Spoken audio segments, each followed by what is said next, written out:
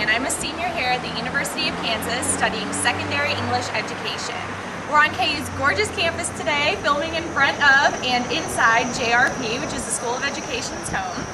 And I am making this video today to tell future employers, as well as parents of future students, all about why I want to be a teacher, my educational philosophy, and where I'd like to see education go in the future. I first discovered that I had a passion for teaching through teaching horseback riding lessons. I've taught adolescents how to ride horses for over 5 years now, and through doing that I've realized that if I have a passion for teaching adolescents how to ride, I could also have a passion for teaching adolescents the importance of English and communication skills. Because I'm very passionate about teaching, I'm also very passionate about the way I envision myself teaching. So through my classes at KU, I've developed a teaching philosophy that I hope to incorporate into my future classroom. The first part of my teaching philosophy involves trust and knowing my students.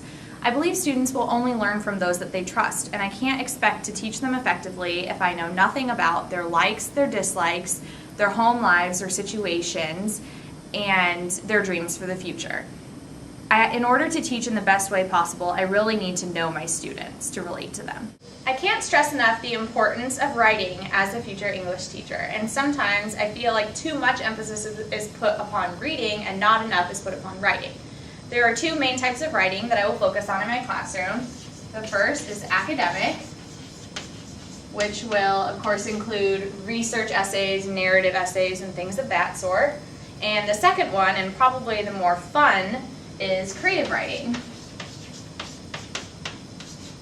I want to make sure that I incorporate plenty of creative writing in my class so that my students can feel comfortable expressing themselves, and the more practice they have with writing, even if it's just creatively, the better they will become at writing in general, and it'll hopefully improve their academic writing skills as well. In my classroom, group work will definitely be emphasized. I want my students to know that for whatever job they might hold in the future, it's going to be incredibly important for them to be able to work effectively and efficiently in a group setting. Teamwork, respect, communication, and honesty are all traits that I expect my students to learn through many group work activities in my classroom. Last but not least, I believe in creativity. I think it's such a shame that most adolescents give up on their creativity in late elementary school and are embarrassed to unleash it in high school. As their teacher, I will provide many creative opportunities, especially other than traditional formal assessments that some students feel very uncomfortable taking. For example, if a student wants to demonstrate their knowledge of the book To Kill a Mockingbird by writing a poem, I am more than willing to let them do that. Or if a student would like to reenact a scene of Romeo and Juliet to prove to me their knowledge of that play, then I will let them do that as well. Overall, in my classroom, I want to make sure that I encourage creativity as well as creating boundaries so that the students know what's acceptable and what is not. I will be open to their ideas and encourage them to explore their creative strengths rather than be afraid of them.